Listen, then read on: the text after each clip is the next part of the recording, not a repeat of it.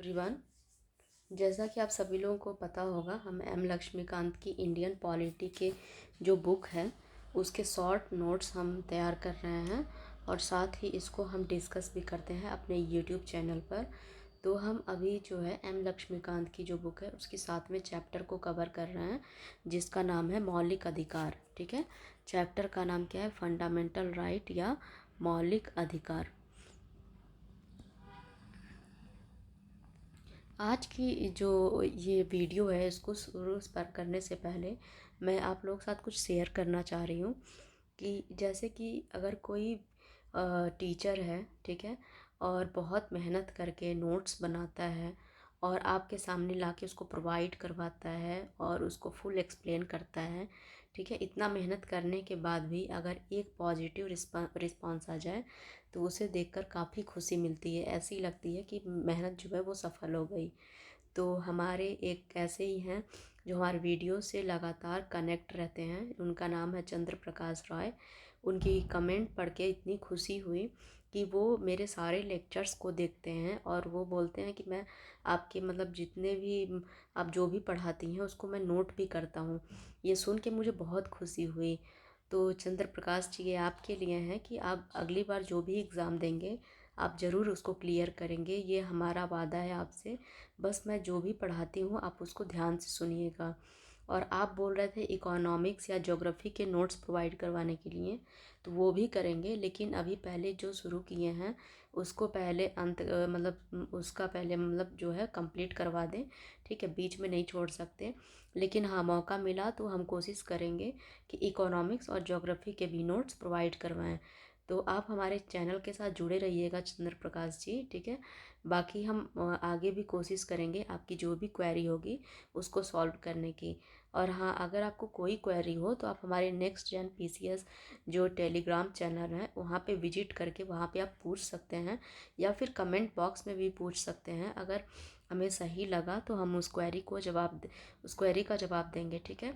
और अगर आपको लगे कि इसमें कोई भी मतलब सुधार करने की ज़रूरत है मेरे वीडियोस में, मेरे नोट्स में, तो आप प्लीज़ उसको सजेस्ट कीजिए। हम कोशिश करेंगे पूरी कि आपको जितनी आसानी से जो चीज़ें समझ में आ जाएं उतनी आसानी से आपके सामने प्रेजेंट करें, क्योंकि आप बताएंगे तभी हमें पता चलेगा कि हम मुझ में क्या कमी है या क्या अच्छाई है।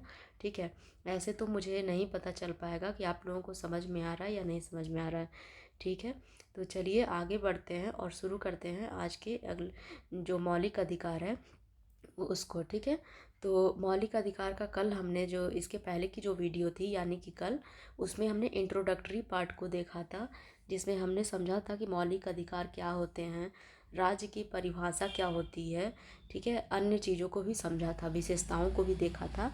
आज देखेंगे, हम शुरुआत करेंगे मूल अधिकारों से असंगत विधियाँ। क्योंकि ये जो हमारा लेक्चर होगा बेसिकली ये फोकस होगा हमारा आर्टिकल 14 पर, ठीक है, जो कि समानता के अधिकार से संबंधित है। ठीक है, वैसे तो हमारा जो समता का अधिकार है, समता का अधिकार वो आर्टिकल 14 से लेकर 18 तक में है। ठीक है, 14 से लेकर 18 तक, लेकिन आज हम स्पेसिफिक बात करेंगे केवल आर्टिकल 14 की। ठीक है, आर्टिकल 14 की बात करेंगे। उसके पहले हम कुछ मिसलेनियस टॉपिक को देख लेते हैं, जैसे मूल अधिकारों से असंगत विधियाँ क्या होती हैं। ठीक है, अनुच्छेद 13 जो है, मतलब हमारे भारतीय संविधान का अनुच्छेद 13, वह घोषित करता है कि मूल अधिकारों से असंगत या उनका अल्पीकरण करने वाली विधियां शून्य होंगी। इसका तात्पर्य क्या है कि हमारे मौलिक अधिकार जो है, फंडामेंटल राइट्स हैं, अगर कोई ऐसी विधि है जो इनसे मैच नहीं खाती या जो इनके खिलाफ होती है या जो इनको कम करती है, उसको हम कुछ नहीं मानेंगे, उसको हम हटा देंगे। ठीक है, अर्थात दूसरे शब्दों में अगर कहें तो ये न्यायिक समीक्षा योग्य होंगी। मतलब कोई अन्य विधि बनाई जा रही है जो हमारे मौलिक अधिकारों का हनन करे या उससे असंगत हो, तो उसको हम क्या कर सकते हैं, न्यायिक समीक्षा करवा सकते हैं। इसके लिए हम क्या करेंगे, अगर सुप्रीम कोर्ट में जाना है तो आर्टिकल 32 के तहत जाएंगे, जबकि हाई कोर्ट में जाना है तो आर्टिकल 226 के तहत हम वहाँ पे जा सकते हैं। ठीक है, जो किसी विधि को मूल अधिकारों का उल्लंघन करने के आधार पर गैर संवैधानिक या अवैध घोषित कर सकते हैं। ठीक है, अगर किसी मौलिक अधिकार को कोई अन्य कानून या विधि उनका उससे असंगत है या उसका अल्पीकरण करती है, तो जो हमारा हाई कोर्ट सुप्रीम कोर्ट है जो कि आर्टिकल 32 के तहत, और हाई कोर्ट जो है जो आर्टिकल 226 के तहत उन विधियों को क्या कर सकती है, गैर गैर संवैधानिक घोषित कर सकती है, गैर संवैधानिक घोषित कर सकती है, या फिर उनको क्या कर सकती है, अवैध घोषित कर सकती है। कि ये क्या है कि अवैध घोषित कर सकती है कि ये इन अधिकारों का हनन हो रहा है या इससे इनका अल्पीकरण हो रहा है, तो ये क्या है, गैर संवैधानिक है या ये अवैध है। और किसके किसके पास है ये अधिकार, सुप्रीम कोर्ट और हाई कोर्ट। अगर ये पूछे सुप्रीम कोर्ट मतलब को ये अधिकार कौन से आर्टिकल के तहत प्राप्त है, तो वो है आर्टिकल 32, जबकि जो है आर्टिकल 226 है वो जो है हाई कोर्ट के लिए है। ठीक है, अगर आप लोगों को कहीं कुछ समझ में ना आए तो प्लीज़ मैं आप लोगों से बार बार बोल रही हूँ, आप लोग कमेंट बॉक्स में या फिर से कहीं भी मतलब मेरे नेक्स्ट चैनल PCS चैनल जो है टेलीग्राम चैनल का, ठीक है, वहाँ पे जाके आप लोग पूछ सकते हैं, मैं बता सकती हूँ। और कोई सुधार की भी ज़रूरत हो तो आप बताइए, अगर कोई क्लियर नहीं होती है टॉपिक तो। ठीक है, बाकी मैं पढ़ा रही हूँ जैसा, तो मुझे तो नहीं पता चलेगा जब तक आप लोग मतलब मुझे बताएंगे नहीं। ठीक है, चलिए आगे बढ़ते हैं। मैं इसलिए ये इतना बोल रही हूँ क्योंकि ये जो फंडामेंटल राइट्स वाला चैप्टर है ना, बहुत इम्पॉर्टेंट है। ठीक है, बहुत इम्पॉर्टेंट, जितना मैं बोलूँ उतना कम है। तो आप लोगों को एकदम ध्यान रखना होगा कि इसमें कहीं से भी कोई आपको हिचकिचाहट नहीं रखनी है। अगर कुछ नहीं समझ में आ रहा है तो बेझिझक आप मुझसे बोलिए और मैं आपको समझाऊंगी जितना हो सकेगा उतनी आसान भाषा में। अगर आप इसी लेक्चर को दोबारा बोलेंगे समझाने के लिए तो मैं दोबारा भी समझाऊंगी और आसान तरीके से। ठीक है, लेकिन मैं तब तक समझाऊंगी जब तक एक एक चीज़ आप लोगों को समझ में नहीं आ जाती। ठीक है, तो चंद्र प्रकाश जी आप और ध्यान से देखिएगा, अगर आपको लगे कुछ नहीं समझ में आ रहा है तो प्लीज़ मुझसे पूछिए, मैं बताऊंगी उन सवालों का जवाब। ठीक है, तो चलिए आगे देखते हैं। आर्टिकल जो है 13, उसके अनुसार विधि शब्द को निम्नलिखित में शामिल करके व्यापक कर दिया गया है। विधि जो है एक केवल शब्द नहीं है, इनको जो है निम्नलिखित में मतलब अभी जो मैं बताऊंगी आगे, इनमें शामिल करके इसको काफ़ी ब्रॉड रूप दे दिया गया है। जैसे अस्थाई विधियाँ, अस्थाई विधियाँ कौन सी होती हैं, जो संसद या फिर स्टेट लेजिस्लेचर यानी कि विधानमंडल द्वारा पारित की जाती हैं, उनको क्या कहा जाता है, अस्थाई विधियाँ। अस्थाई विधियाँ अर्थात राज्यपाल राज्यपाल या राष्ट्रपति द्वारा जारी अध्यादेश द्वारा जारी अध्यादेश। ठीक है, ऐसे भी एग्जाम में क्वेश्चन आ सकता है कि राष्ट्रपति या राज्यपाल द्वारा जो जारी अध्यादेश होते हैं वो किस प्रकार की विधियों में आएंगे। तो अगर आपसे पूछ ले अस्थाई विधि या अस्थाई विधि, तो आपका उत्तर क्या होगा कि वो अस्थाई विधियां हैं। ठीक है, या फिर आपसे पूछ दे अस्थाई विधियां क्या होती हैं, तो आप बता सकते हैं संसद या राज्य विधानमंडल द्वारा पारित जो विधियां होती हैं वो अस्थाई विधियां होती हैं, जबकि अस्थाई विधियों में राज्यपाल या राष्ट्रपति द्वारा जारी अध्यादेश जो होते हैं वो अस्थाई विधियां होती हैं। अब प्रत्यायोजित विधान की प्रकृति, यानी कि प्रत्यायोजित विधान कौन सी होती है, कार्यपालिका के जो विधान होते हैं, ठीक है, की प्रकृति में संविधानिक साधन। ठीक है, इनमें क्या क्या आ जाते हैं, अध्यादेश अध्यादेश आदेश, उपविधि उपविधि, विनियम, नियम और अधिसूचना। ठीक है, ये किस में आ जाते हैं, प्रत्यायोजित विधान में आ जाते हैं। उसके बाद से है कि विधि के गैर विधायी स्रोत भी होते हैं, विधि के गैर विधायी स्रोत भी होते हैं, जैसे कि विधि का बल रखने वाली रूढ़ी या प्रथा, रूढ़ी या प्रथा। ठीक है, ये सब क्या है, विधियों के ही रूप में।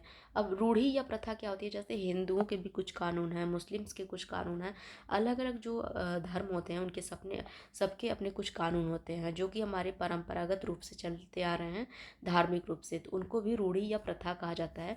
वो भी किसी ना किसी रूप में विधि के रूप में शामिल होती हैं। तो ये सभी जो आर्टिकल 13 है विधियों को किस तरीके से परिभाषित करता है उसको बताया गया है कि अस्थायी विधि, अस्थायी विधि, प्रत्यायोजित विधि, विधि के गैर विधायी स्रोत कौन से होते हैं, इन सबको परिभाषित करता है। आपको देखना बस ये है कि अस्थायी विधियाँ कौन सी होती हैं, अस्थायी कौन सी होती हैं, या फिर प्रत्यायोजित कौन सी होती हैं, और विधि के गैर विधायी स्रोत कौन से होते हैं। या फिर अगर आपसे एग्जाम में पूछ ले कि आर्टिकल 13 जो है क्या रूढ़ि और प्रथा को भी विधि के रूप में शामिल करता है, तो आपका उत्तर होना चाहिए हाँ। ठीक है, चलिए आगे बढ़ते हैं। न केवल न केवल विधान बल्कि उपरोक्त में से किसी को भी अदालत में मूल अधिकारों के हनन पर चुनौती दी जा सकती है। ठीक है, या फिर अवैध घोषित की जा सकती है। ठीक है, समझ में आ गया कि अगर ये कोई भी कानून बनाती है, मतलब जो अस्थायी विधि या अस्थायी विधि या प्रत्यायोजित विधान या विधि के गैर विधायी स्रोत, इन सब से जितने भी कानून बनते हैं या विधान होते हैं, अगर ऐसा लगे कि हमारे फंडामेंटल राइट्स का हनन हो रहा है या फिर ऐसा हो रहा है कि मतलब उनका अल्पीकरण हो रहा है, तो इन सबको क्या किया जा सकता है, अवैध घोषित किया जा सकता है। ठीक है, अवैध घोषित किया जा सकता है। समझ में आ गया? कोई डाउट हो तो आप लोग प्लीज़ पूछिएगा, क्योंकि इसको लाइटली मत लीजिएगा इस चैप्टर को। ये चैप्टर बहुत इम्पॉर्टेंट है।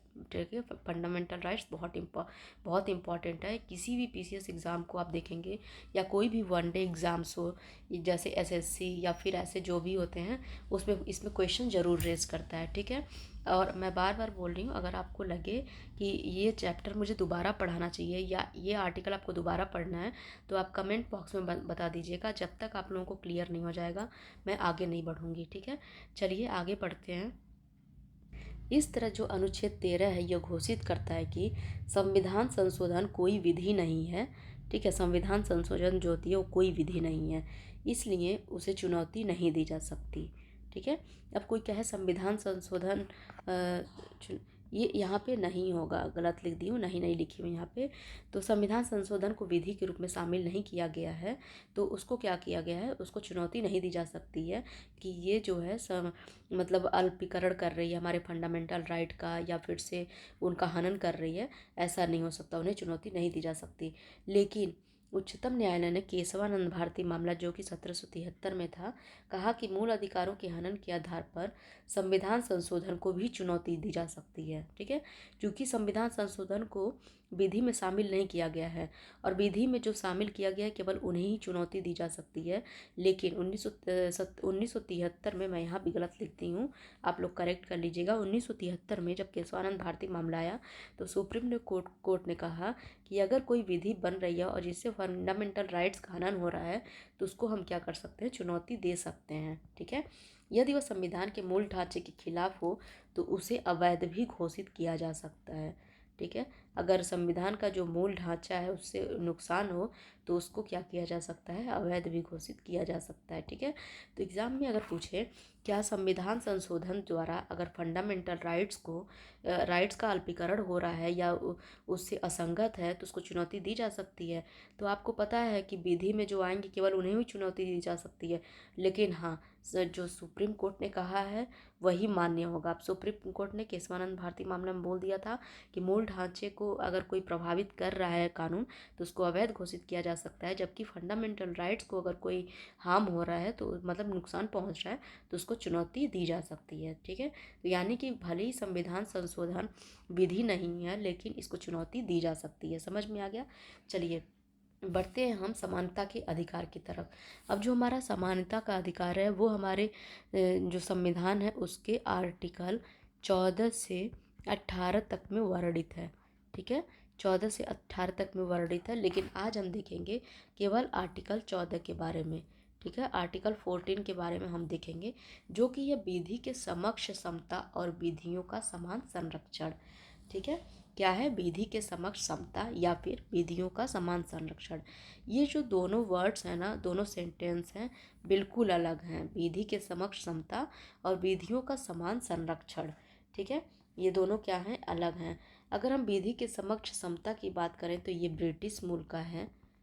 ठीक है, जबकि विधियों का समान संरक्षण जो है अमेरिकी मूल का है। ठीक है, दोनों अलग अलग हैं।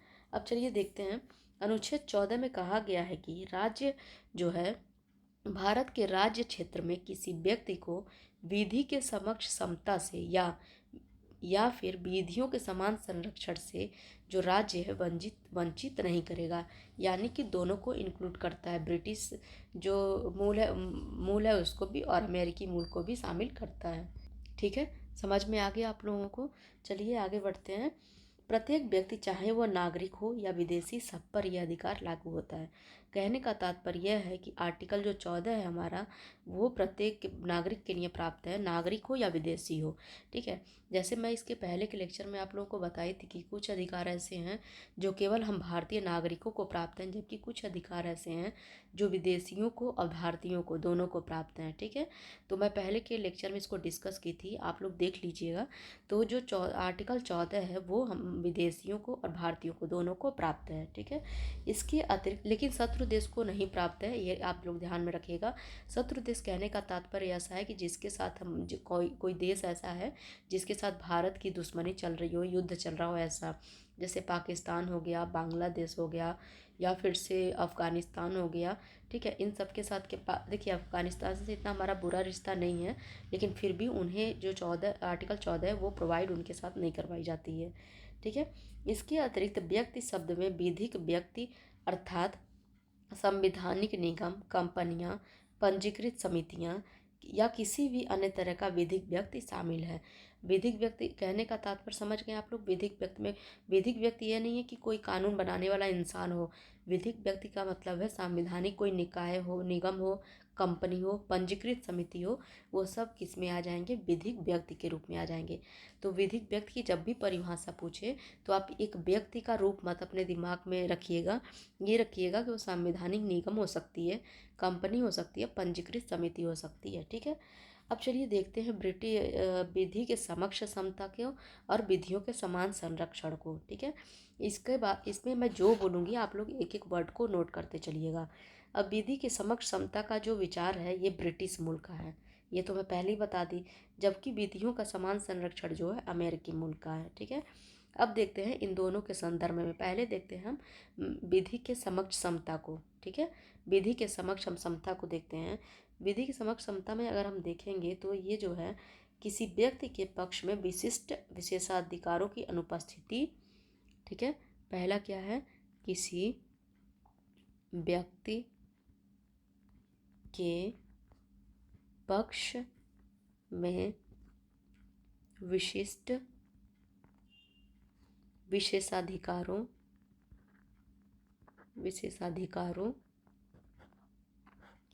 की अनुपस्थिति।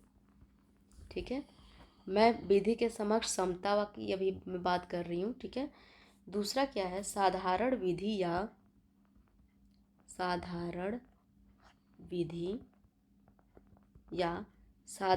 विधि न्यायालय, साधारण विधि न्यायालय के तहत सभी व्यक्तियों के लिए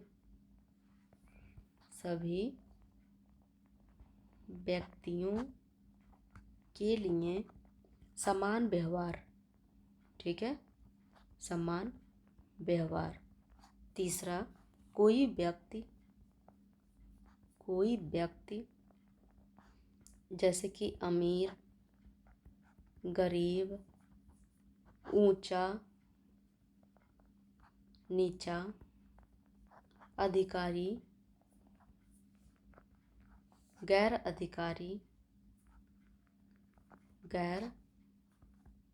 अधिकारी, ये विधि के ऊपर नहीं है, विधि के ऊपर नहीं। समझ गए? अभी मैं केवल क्या बताई हूँ, विधि के समक्ष समता।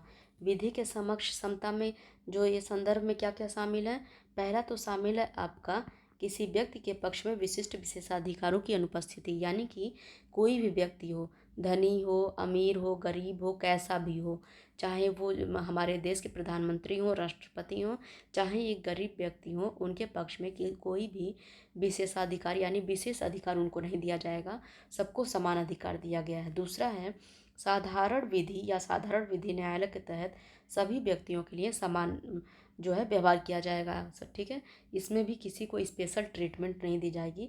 कोई व्यक्ति हो, ठीक है, वो विधि के ऊपर नहीं होगा, चाहे अनिल अंबानी ही क्यों ना हो और कोई गरीब व्यक्ति ही क्यों ना हो, वो विधि के ऊपर नहीं होगा, वो विधि के हमेशा तहत ही रहेगा। अब दूसरे को देखते हैं जो कि हमारे अमेरिकी मूल विचार से लिया गया है। वो क्या है? विधियों के समान संरक्षण। अब इस संदर्भ में क्या है उसको देखते हैं, आप लोग नोट करिएगा। पहला है इसमें विधियों द्वारा प्रदत्त विशेषाधिकारों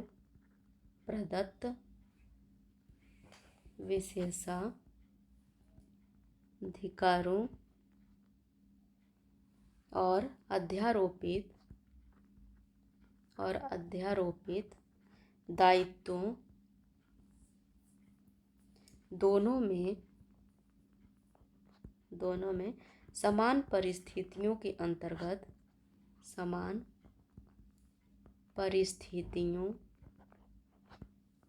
अंतर्गत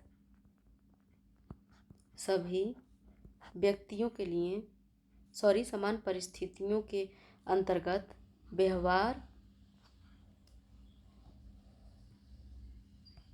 व्यवहार समता, ठीक है। दूसरा, समान विधि के अंतर्गत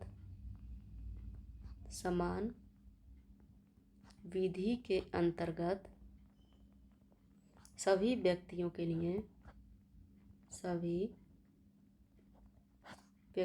के लिए समान नियम है, ठीक है। सी, बिना भेदभाव के समान के साथ समान व्यवहार होना चाहिए, ठीक है। इस तरह जो है पहला जो हमारा है विधि के समक्ष समता, ये नकारात्मक संदर्भ है। इसको मैं इरेज कर देती हूँ ताकि क्लियर हो जाए। विधियों के समक्ष समता जो है नकारात्मक संदर्भ लिए है, जबकि विधियों के समान संरक्षण सकारात्मक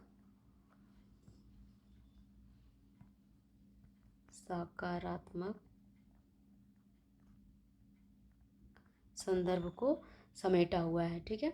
एग्जाम में अगर पूछे कि विधि के समक्ष समता किस प्रकार का संदर्भ है, नकारात्मक या सकारात्मक, तो क्या है? नकारात्मक, जबकि विधियों के समान संरक्षण जो है सकारात्मक संदर्भ को समेटा हुआ है। लेकिन इन दोनों का उद्देश्य है, भले ही विधि की समक्ष समता हो या विधियों के समान संरक्षण हो, इन दोनों का उद्देश्य है विधि, अवसर, न्याय की समानता है, ठीक है। दोनों का क्या उद्देश्य है? विधि, अवसर और न्याय की समानता प्रोवाइड करवाना है, ठीक है। समझ में आ गया आप लोगों को? नोट कर लीजिएगा आप लोग, एग्ज़ाम के लिए बहुत इंपॉर्टेंट है। बहुत बार बोल चुकी हूँ, अगर आप लोगों को आगे लगे इम्पॉर्टेंट है तो नोट करिएगा, क्योंकि मैं तो आपके नोट्स में आके तो नहीं नोट कर पाऊँगी, ठीक है। आप लोगों को खुद नोट करना पड़ेगा और मुझे उम्मीद है कि आप लोग नोट कर भी लिए होंगे, ठीक है।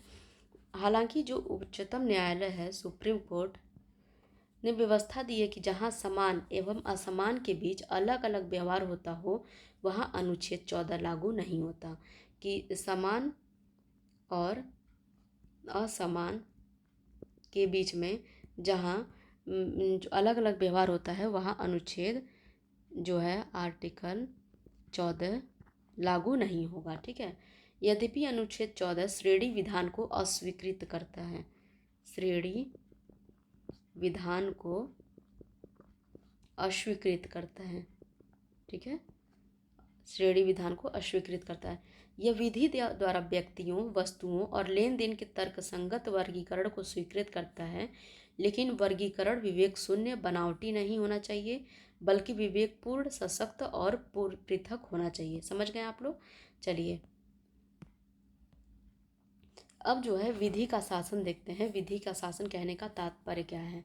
एक थे न्यायवादी, न्यायवादी मतलब जज थे, ब्रिटेन के, यानी ब्रिटिश न्यायवादी एबी डायसी का मानना है कि विधि के समक्ष समता का विचार जो है विधि के साथ का शासन के सिद्धांत के मूल तत्व हैं।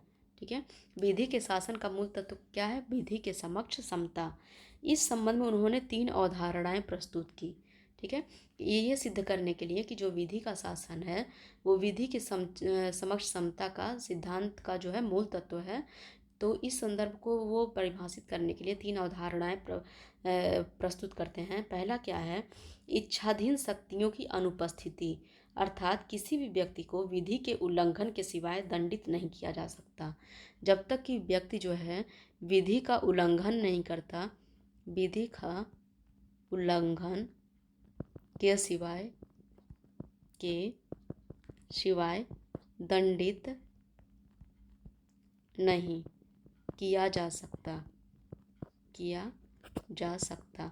ऐसा नहीं है कि अगर किसी व्यक्ति ने कोई गलती की ही नहीं है या फिर किसी विधि का उल्लंघन किया ही नहीं है और मनमानी उसको किसी ने मतलब सुप्रीम कोर्ट के जज ने या हाई कोर्ट के जज ने उसको ऐसे ही मतलब पनिशमेंट दे दिया अपने इच्छा के अनुसार, ऐसा नहीं हो सकता।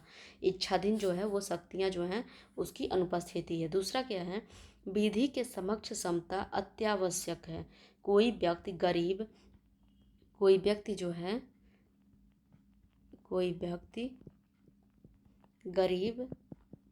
अमीर, ऊंचा नीचा, अधिकारी, गैर अधिकारी कानून के ऊपर नहीं है। ठीक है, कानून के ऊपर नहीं है। ठीक। तीसरा, वैयक्तिक जो अधिकारों की प्रमुखता अर्थात संवैधानिक वैयक्तिक अधिकारों का परिणाम है। ठीक है, जो संविधान है, संविधान वैयक्तिक अधिकारों का परिणाम है। ठीक है, परिणाम है। जैसा कि न्यायालयों द्वारा इसे परिभाषित और लागू किया जाता है, न कि संविधान वैयक्तिक अधिकारों का स्रोत है। ठीक है, इसे किसके द्वारा परिभाषित किया जाता है? अधिकारों को मतलब सुप्रीम कोर्ट द्वारा या फिर हाई कोर्ट द्वारा, न्यायालयों द्वारा इनको परिभाषित किया जाता है। पहले एवं दूसरे कारक ही भारतीय संविधान में लागू होते हैं, जैसे इच्छाधीन शक्तियों की अनुपस्थिति और विधियों के समक्ष समता, जबकि तीसरा नहीं होता यहाँ पे। ठीक है, तीसरे में क्या है? भारतीय व्यवस्था में संविधान ही भारत में व्यक्तिगत अधिकारों का स्रोत है। जैसे कि ये एवी डायसी बोलते हैं व्यक्तिगत अधिकारों की जो प्रमुखता है, ठीक है, प्रमुखता यानी कि संविधान वैयक्तिक अधिकारों का परिणाम है। न्यायालय द्वारा इसे परिभाषित और लागू किया जाता है, न कि संविधान व्यक्तिगत अधिकारों का स्रोत है। ये ऐसा मानते हैं ये भी डायसी। जबकि हमारा संविधान जो है संविधान में क्या कहा गया है? हमारे संविधान में कि जो संविधान है भारत का व्यक्तिगत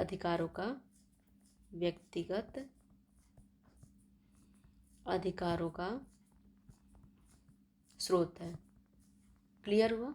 ठीक है, एवी डायसी की जो 3 अवधारणाएं हैं केवल 2 ही हमारे भारतीय संविधान के संदर्भ में लागू होती हैं, जबकि तीसरी लागू नहीं होती, क्योंकि हमारे संविधान का स्रोत जो है व्यक्तिगत अधिकारों को माना जाता है, यानी व्यक्तिगत अधिकारों को माना जाता है। ठीक है, क्लियर है? सर्वोच्च न्यायालय का मानना है कि अनुच्छेद 14 के अंतर्गत उल्लिखित विधि का शासन ही संविधान का मूलभूत तत्व है, इसलिए इसी किसी भी तरह यहाँ तक कि संशोधन के द्वारा भी समाप्त नहीं किया जा सकता। ठीक है, आर्टिकल 14 को कोई भी तरह का संशोधन, चाहे कुछ भी हो जाए, सुप्रीम कोर्ट कह रहा है कि किसी भी तरह का संशोधन हो उसको संशोधित नहीं किया जा सकता है। संशोधित या फिर समाप्त, संशोधित तो किया जा सकता है, समाप्त नहीं किया जा सकता। समाप्त नहीं किया जा सकता। ये मोस्ट इम्पॉर्टेंट आर्टिकल है हमारे लिए। ठीक है, अब हम देखते हैं समता के कुछ अपवाद भी हैं।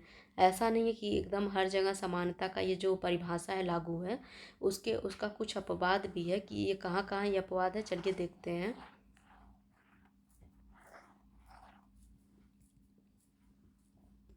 विधि के समक्ष समता का नियम पूर्ण नहीं है, इसके लिए कई संवैधानिक निषेध एवं अन्य अपवाद हैं। इनका वर्णन हम निम्न प्रकार से करेंगे।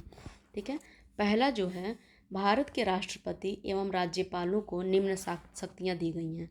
आर्टिकल 361 के तहत किसको किसको? राष्ट्रपति और राज्यपाल को। ठीक है, एकदम क्लियर करती चल रही हूँ, एक एक वर्ड को क्लियर एकदम पढ़ रही हूँ मैं, ताकि आप लोग ध्यान से सुने।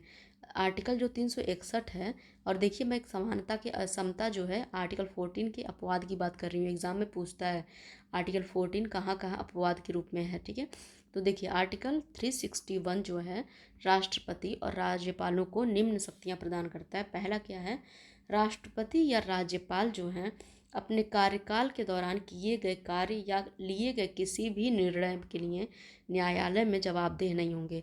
कि जैसे कि उनका कार्यकाल चल रहा है, 5 साल का जो है कार्यकाल राष्ट्रपति का या फिर राज्यपाल का जो कार्यकाल है, और उस कार्यकाल के दौरान उन्होंने जो भी कार्य किया या जो भी निर्णय लिया, उसको किसी भी न्यायालय में जाकर जवाब नहीं देना होगा उनको कि मैंने ऐसा क्यों किया या क्यों नहीं किया। ठीक है, दूसरा है राष्ट्रपति या राज्यपाल के विरुद्ध उनकी पदावधि के दौरान किसी न्यायालय में किसी प्रकार की दंडात्मक कार्यवाही नहीं की जाएगी। ठीक है, उनकी पदावधि जब तक कि वो पद पर हैं। तो ये दूसरा है। तीसरा क्या है? राष्ट्रपति या राज्यपाल की पदावधि के दौरान उसकी गिरफ्तारी या कारावास के लिए किसी न्यायालय से कोई प्रक्रिया प्रारंभ नहीं की जा सकती। जब तक वो पद पर हैं तब तक ना गिरफ्तार उनको किया जा सकता है, ना उनको कारावास की सज़ा दी जा सकती है, और ऐसी जो कार्रवाई है किसी न्यायालय में वो शुरू भी नहीं की जा सकती है। ठीक है, अब चौथा क्या कहता है? राष्ट्रपति या राज्यपाल पर उनके कार्यकाल के दौरान व्यक्तिगत सामर्थ्य से किए गए किसी कार्य के लिए किसी भी न्यायालय में दीवानी का मुकदमा नहीं चलाया जा सकता। हाँ, यदि इस प्रकार का कोई मुकदमा चलाया जाता है तो उन्हें इसकी सूचना देने के 2 माह बाद ही ऐसा किया जा सकता है। ये मुकदमा कब चलेगा? जब 2 महीने का उनको नोटिस पहले दे दिया गया हो, उसके बाद ही ऐसा मुकदमा चलेगा।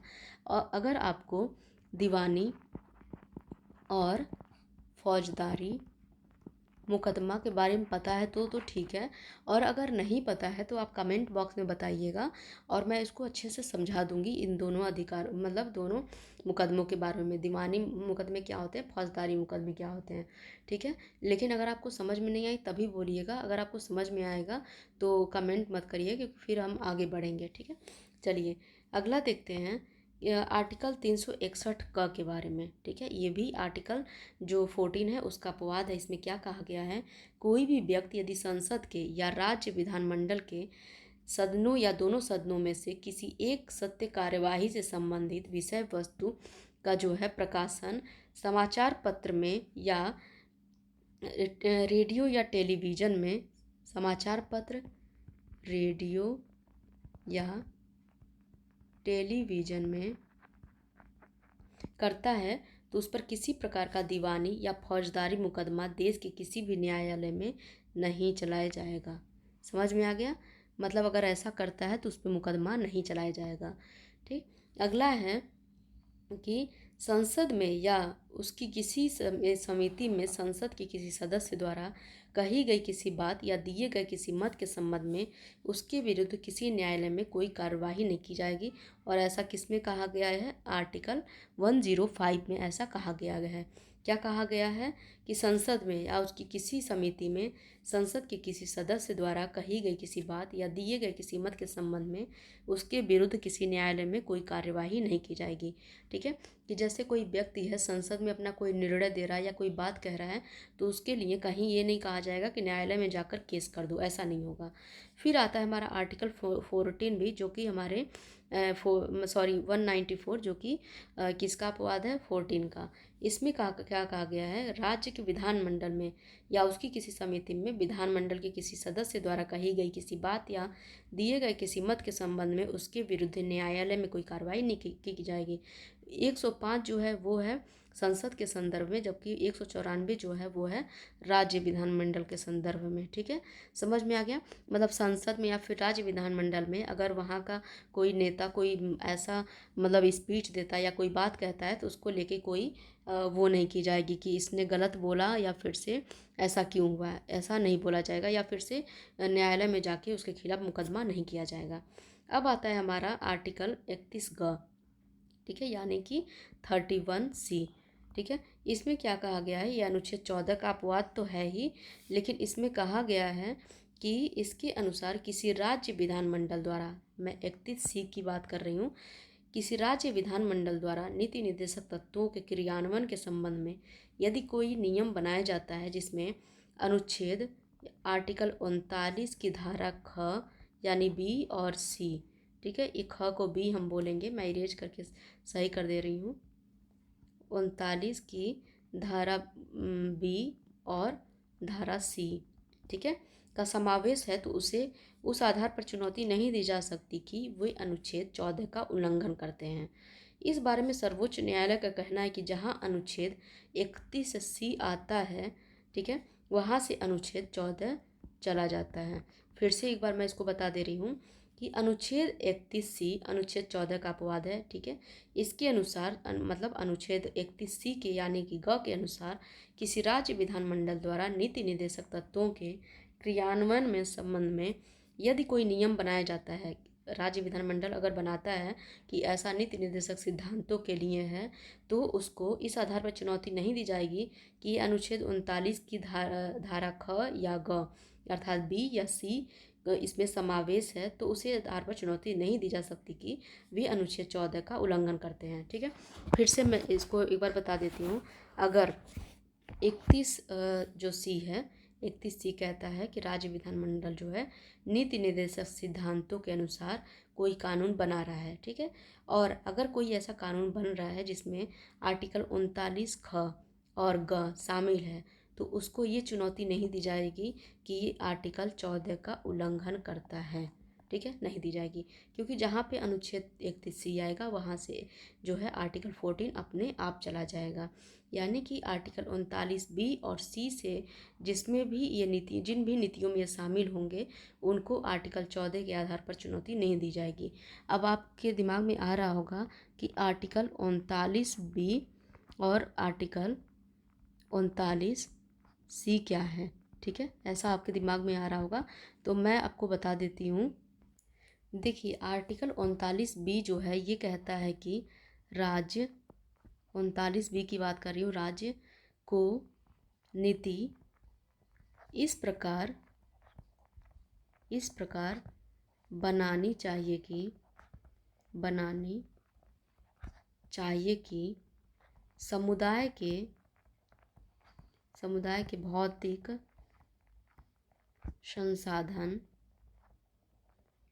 संसाधनों जैसे कि भूमि, जल, खनिज का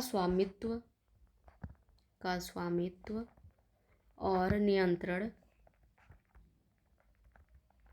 इस तरह वितरित हो कि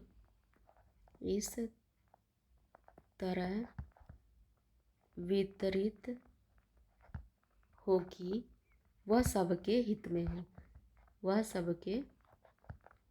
हो, किसी स्पेसिफिक पर्सन के हित में ना हो।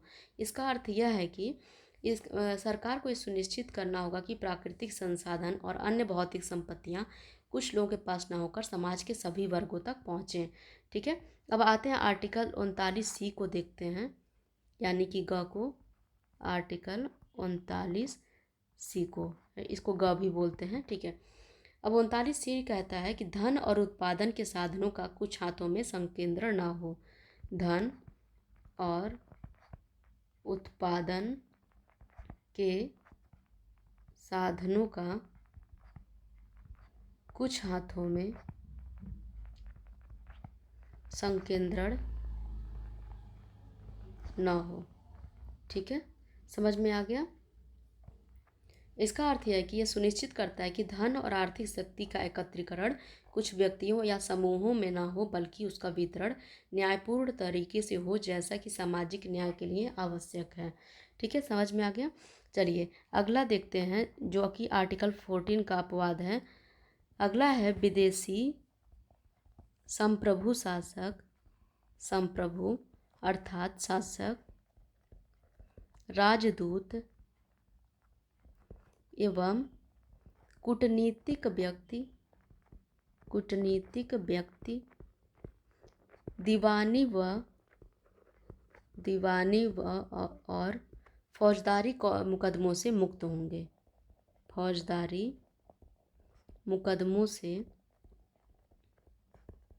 मुक्त होंगे।